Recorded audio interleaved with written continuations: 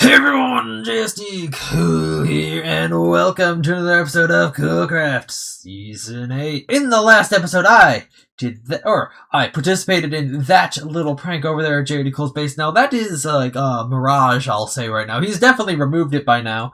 I just haven't gone over there yet, so I can pretend it still exists. Anyhow, in addition to that, I came out here into the middle of this ocean to build this fairly alright creeper farm. Now, why is there gunpowder sitting right here? There's a whole stack of gunpowder sitting right there.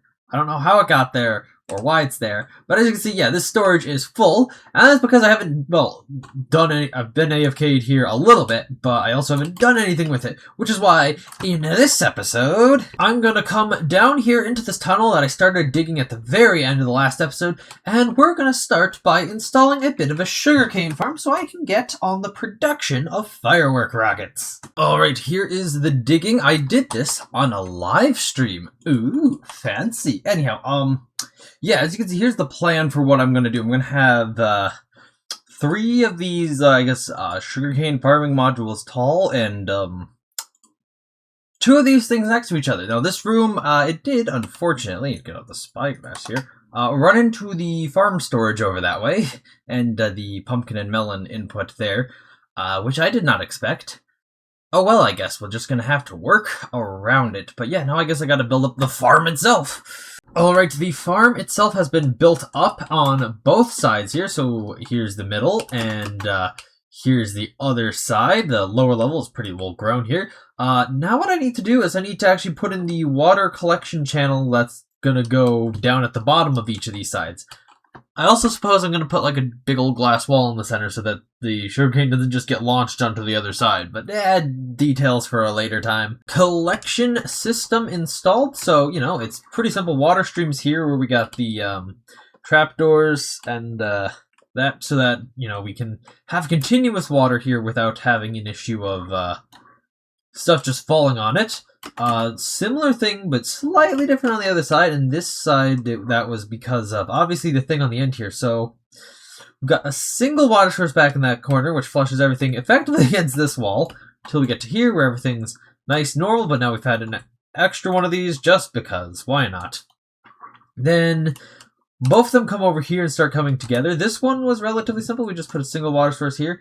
But for this one, I had to just put a water source back in the corner here in order to allow this to actually route the items over this way.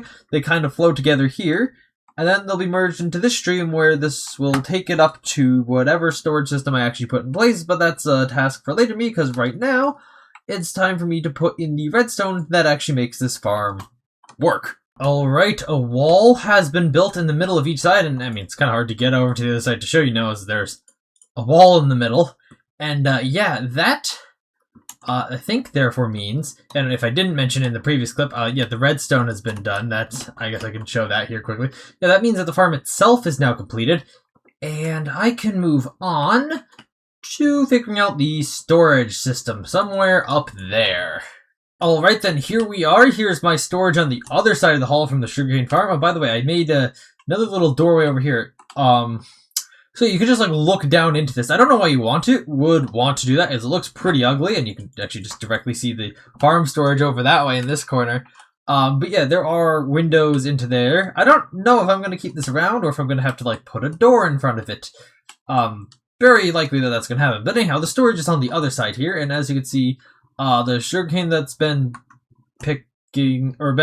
stacking up down there, that's the word I'm looking for, is now slowly making its way in here, and yeah, that is, I guess, the sugarcane farm completed. So now we're gonna dig down a little further and get working on the next farm that I'm building here. Alright, I can't remember if I mentioned this in the last clip, but I've decided I'm gonna build a bamboo farm right next to the sugarcane farm. So the sugarcane farm is right through the wall there, hallway's a bit up there, and this is the room that I kind of dug out to start doing this. Now this is gonna be a pretty small and slow farm, but, you know, time is the, what thing we're gonna look for here. It's gonna run for a while and fill up the storage like that. Now, I did just notice with, the chunk overlay here, they changed something where the current sub-chunk you're in gets highlighted, which is very weird, and for some reason also the, corners of the chunk you're in are purple and others are red, which is weird, but you can always see the outline of the sub-chunk here. Weird. Anyhow, In terms of the bamboo farm here, we're gonna do it where we have these two kind of chambers here. Obviously, we've got the pistons to actually harvest it. We're gonna have some minecart hoppers that just kind of go back and forth underneath them. That's why I wanted to have the chunk borders available, so I could ensure that they minecarts aren't going to be crossing chunk boundaries, so we shouldn't have any problems there. We'll just like let this thing go up. We'll put a bunch of light sources in so that the bamboo can actually grow, and then that'll be this. So I guess I gotta get going with this design then. Okay, so I built the farms themselves. We have the pistons in, obviously. We have the growing tubes that are all lit up, so the bamboo will definitely grow up there. We've got the redstone in to activate the pistons. I just kind of decided to peel off the clock from the sugarcane farm over there since it's right here. Why build a separate clock? And then for collection systems, we have these hopper minecarts that are running beneath the growing chambers here. This so far are just going to filter into these chests, but these are shortly going to go into crafters, which are then, of course, going to be spitting out the fully crafted blocks. Alright, I have funneled the outputs of both of these sides into crafters down there. Those then eventually wrap around into these chests up here. And maybe in the future, I can't be bothered to do this right now, I'll put a little bit more of a processing facility back there that'll automatically make things like chests and whatnot for me. But for now, this is just my immediate supply of wood right here. And then these two farms then are finished. Now that we got some of the farms sorted out here, I think I want to get the farm on the surface a little bit finished. Because we have the fields, we have the barn, we have the silo. But we don't have any equipment to work the fields. So I think I'm going to get building some farming equipment right now. Now, I've made kind of a strange choice here for a block to use as a decoration. I'm gonna try using headless pistons as a decoration block on this vehicle, and those are not particularly easy to get, so I need to go through the painful process of acquiring a couple of them where I need them. Now, if you're wondering how we even acquire one of these so-called headless pistons, well, it's by doing this complex setup here, which has absolutely ruined my fields, but I don't really know or care anymore. And there we go. The head has been decapitated from the piston, and my shulker box, thankfully it's on the ground. Okay, I obviously didn't shield this as best as I could have. Oh well. There was nothing beneath it that got broken anyway, so we'll call that a success. Behold, a tractor! And don't mind the fact that I've had to replace all the wheat that I ripped up while building this. But yeah, the headless pistons turned out to be a great choice for the hubcaps of the big old wheels here. So I thought, why not? They're a pain in the ass to make, but they work for this purpose. And it's crazy because these are generally considered pretty powerful things in redstone, as when they attempt to retract, they'll just delete whatever block happens to be in front of them. But they will not retract here because they made sure that they will remain powered, considering how much of a pain in the ass these things were to get. But so yeah, now that I've got the tractor in, let's move on to the next vehicle. That vehicle is, of course, my brand new combine harvester. You've got a brand new combine harvester? Oh, I've got a brand new combine harvester. You've got a brand new combine harvester? Oh, I've got a brand new combine harvester. You've got a brand new combine harvester? Oh my god, shut the fuck up. I just said that. Oh my god. Anyhow, that aside, with that, I can't really be bothered to make any more farming equipment. Now, actually, I guess first, before that, I'll say I did not use the headless pistons on the wheel for this, because that would have been way too much effort. I already did that once over here with this tractor, and this would have been just a bit too much effort. And with that, I don't really know what else I could realistically add to the fields here, in terms of equipment, because I really don't want to build another tractor. I got the harvester. There's not too much else in terms of farming equipment, and plus, there's not too many good places to put it, as this is actually pretty hilly compared to the scale of these contraptions. So I'm gonna say, that's gonna be the farm itself on the surface here, functionally finished, unless I can think of something else to put here. So now I want to get on to doing something a little bit different. Alright, for this next thing that we're doing in this episode, I need a couple skulk sensors, which is a little bit unusual, as I usually do not Actually, I don't think I've really ever used them in a build before, but this does, of course, mean that I have to go to a deep dark biome. Now, thankfully, I've been looking it up, and there is a deep dark biome underneath this island somewhere. However, there is not an ancient city there, so we should hopefully not have to encounter a warden. Hopefully. Just got in range of some skulk sensors, which is good, because I didn't realize how tiny the skulk biome here was going to be. Thankfully, there's no shriekers around. He says, just before I activate a shrieker, no. There's a shrieker that, hang on, I'm going to retreat a bit here, analyze where the shriekers are, so that I can make an attack plan that doesn't involve getting killed by a warden. Sneak 100. Do have to go next to the skulk sensor, though. And these things do not break easily. That is great. Oh, cool, that didn't even trigger this one over here. It was too far away. And... safe.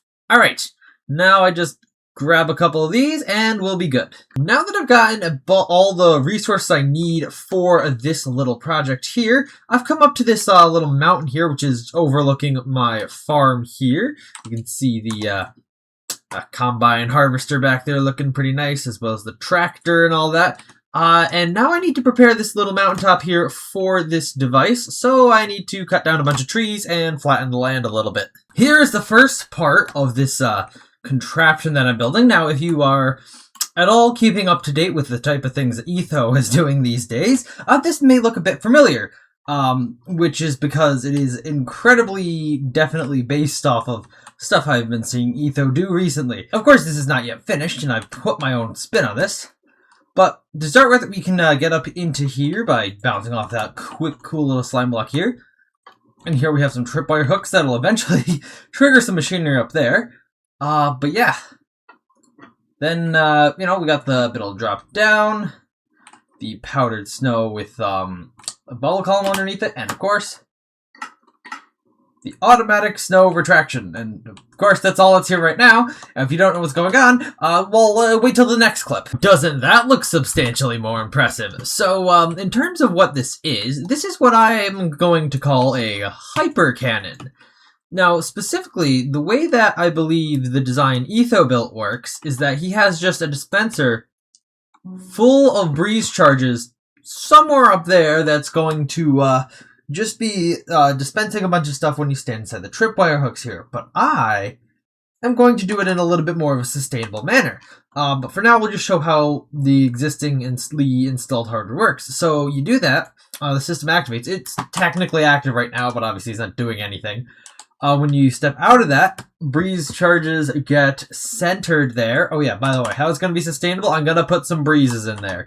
Yeah, so the breeze charges would get centered there, and then we go through the normal launching process where we come down here, we go in here, we go into flight mode, and then it would, okay, it's going to keep triggering because obviously I haven't been shot away yet. But yeah, that is the basics of how this works. In terms of the actual thing up here, this is, two little wind charge generation chambers here, and you see I got attribution to the person who invented this design, although I did have to tweak and modify it a lot because it really was not very useful in the way it worked, and also didn't work with a redstone trigger. It was manually triggered, it had like a counter on it, nothing I wanted here, but I did get it to work. It's a little bit complex, but basically what's going to happen is very soon there's going to be breeze sitting right there. Now, when this glass block, which is in their face, gets moved, they'll be shooting at an iron golem here, but before the breeze charge can get there, it'll go through the powdered snow, get booped by the piston, and somehow lose all velocity. Magic. That'll then wait somewhere over here, where once this thing stops, it'll then be pushed over into the center there, aligned by the stair. Then when we're ready to go, everything will just be shot directly downwards, and then off we go. But with that said, I gotta now get the breezes in here. Now, the acquisition of those breezes in order to put into this thing is actually not a problem, as I've already managed to come over here and do that during a live stream, which is why I'm underground right now. I just kind of stored these guys here. The challenge is, well, I guess actually getting them up to the surface and actually into that contraption. So I guess I gotta spend a while digging a hole now. Alright, I've built a rail line all the way from down underground where the breezes are stored up to the device here. And I've transported the first breeze up here. Now I just gotta push them into position and hopefully they don't somehow break everything. Oh fuck, I have thorns on my armor. That's not good. Let's remove that, shall we? And then let's push this guy into place. Oh, never mind. He pushed himself into place. Even better. The second one is in, and I did have a bit of an accident here where I accidentally sent up another one, but all worked out because we have those guys in there and a mistake to clean up later. Now I gotta get rid of this rail line here as that could block the cannon, which is, by the way, why we have these slime block launchers, because otherwise you can't really get up to the thing without potentially limiting the available travel areas. And then I gotta put in some iron golems here to finally make this thing work. Alright, the golems have been installed into the system, so I think we're now ready for the first test of the system. Now, I will say, the system is very liable to kill you, so, yeah, just be aware of that. So, what we're gonna do, or how this works, we'll actually do it, make it work this time. So, we stand in the tripwire, which lets the breezes shoot a bunch of breeze charges at the iron golems. We sit here for a hot second to let some breeze charges build up so we can get some good distance. Alright, that's probably long enough. Then, once we're satisfied with the amount of breeze charges, we hop down here. The breeze charges get collected into their locations there. We then come down here, close the trapdoor, point in the general direction we wish to travel, and then once we're jumping, we press space, and there we go. And we can fly right over Jared Equals base as everything updates at... the water park's gone. But I already knew that. And, yeah. That's how that works. But that was a relatively, I'll say, tame shot out of that cannon. We didn't go that fast. Although I will say we did get over to the other side of the island pretty quickly. Once I finish building it, we will go much faster and hopefully get over to the mesa biome over there in barely any time. Alright, here's the final design of this, of the cannon building here. Now, I do have a little bit of extra work to do cutting down some of these trees over here, otherwise this direction is not very viable at the moment. But yeah, admittedly, this is not the easiest thing to build because, I have to keep the area around the powdered snow here, aka the area you launch out of, clear of all obstructions so that you don't obviously hit it and die immediately. And obviously we have a bit of machinery up there, so that kind of makes this a very difficult thing, because it just got this big bulge up ahead, above. I didn't know what to do for that, so I just kind of made it this deep slate, textured deep slate thing, which almost looks like Megamind in a way. But anyhow, now that it's fully done, let's see if we can get charged up enough to make it all the way over to the mesa. Alright then, hopefully that's enough. So I'll drop down here. They all got loaded in okay. Here the breezes are still aggroed a bit. Okay, they're done. So, I want to go roughly this direction. I head over here. I get bouncing. I activate the wings. And that is literally faster than the speed of sound at the launch there. And I am, for some reason, climbing to the ridiculous height of over 800 in the y-axis. Now, I have slowed down to basically normal flight speed now. Actually, about there. But just look how far I've gotten. I didn't get all the way there. Didn't quite get that close. But that was still a massive launch. So yeah, I guess I'm just gonna wait till I land over here in the mesa then. Alright, here we are coming in hot. I'm still real far above the ground here. But here's the portal in the mesa biome. And there's the path that I took to get here. Whew! That is quite something. I'll say that is quite something. Now I gotta run through the nether to get back. It would be ideal if we could just have another cannon here in the mesa, but that would require transporting breezes like a ridiculous distance, which I do not feel like doing particularly. But hey, maybe in the future. Alright, I've cleared away all, I think, of the reasonable obstructions here up on top of this mountain, so this should now be good for launching in virtually any direction. But before I give this thing another little shot here, I want to quickly go over a more detailed explanation of how this whole system works here. So, you obviously will come up from here. By the way, how these work, there's just a sculk sensor under here that launches you up when it detects you. So in here, you stand in either of these tripwires, which will obviously activate this redstone that travels up top here via the something or another. I don't entirely remember. Anyhow, it basically turns on or toggles both of these systems here.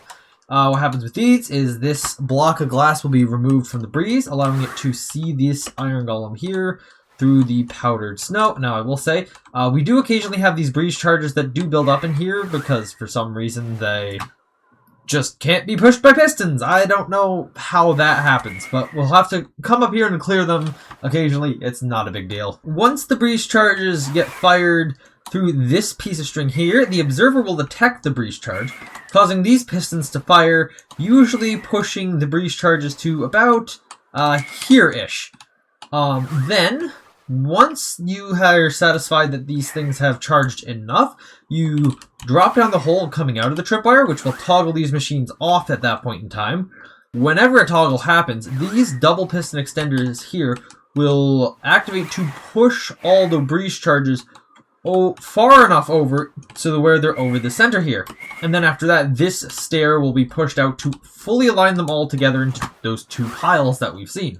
Once the trapdoor is closed and you have assumed your position inside the powdered snow, the machine is primed and ready to fire. Now, the reason for the powdered snow is the powdered snow actually really makes you bounce way slower within the water, which does help stabilize you for when the blast actually comes. Now, when you activate your wings, this calibrated sculk sensor here will detect that and trigger the launch. So it does two things after a short delay here, which is mostly to add signal strength. The first thing it does is it'll cause a pulse to come down here to remove the powdered snow. And the other thing it does, when the launch signal comes, which is this green line here, it'll push this slime block downwards, which will accelerate the breeze charges, giving them velocity again, sending them directly down into this trapdoor. When they hit the trapdoor, that's when they give off their burst, which actually gives the player its velocity. But it also flips up the trapdoor usually, which is also, I guess, fairly useful. Now that that's been talked about there, let's go and try for a faster launch to see if we can get over to the Mesa biome even faster. Alright, I've been standing here for a couple minutes now, and it has now become nighttime. So we'll get all those breeze charges loaded up there. And hope I'll be way faster than the Phantoms. And let's get going. What could go wrong? Over 1,000 blocks per second! Holy shit! We are at over 2,000 blocks up. Holy shit, that was fast. And hey, look, I was right. We're at the Mesa biome already. We're 1,000 blocks above the Mesa biome already. I guess that's what I meant. Interesting. You can see the torches here. I've never been here at night, I don't think. Now, as I mentioned earlier, this system has a tendency to build up these charges that just for whatever reason don't want to be pushed by a piston. While these don't directly affect the functionality of this machine, it does, obviously because these are entities, affect server performance. So it is a good idea to come in here and clean these up occasionally. And the way you do that's pretty simple. You come in here, and then you just start whacking them with your fists, because these things can be redirected by the player after all. So yeah, there's a lot of them here, because I've done some big launches, and I also accidentally AFK'd in the loading system for a while I forgot that I was on Minecraft. That was fun. But now I gotta click my mouse like a bajillion times to get rid of all these things. Alright, so to end things off for today, I thought we'd do one last launch, one last mega charge. So I've been standing here for around about 5.5 minutes, just letting all the breeze charges pile up. So I guess let's not delay this any further and hop down. Oh, that's a lot of breeze charges. And to go the same direction that we went before, just so that we can get a little bit of a comparison. And 1,500 blocks per second. Oh my god. We are over the Mesa biome, and the frost is still on my screen. Okay, that was a ridiculous sight. So, while I fall back to Earth in the darkness for some reason, I'm going to have to say thank you all for watching. Hope you've enjoyed, please make sure to leave a like on the video and subscribe. Check out my game, which is linked in the description, and I see you all in the next episode of Cool Craft, if I ever reach the ground. Bye!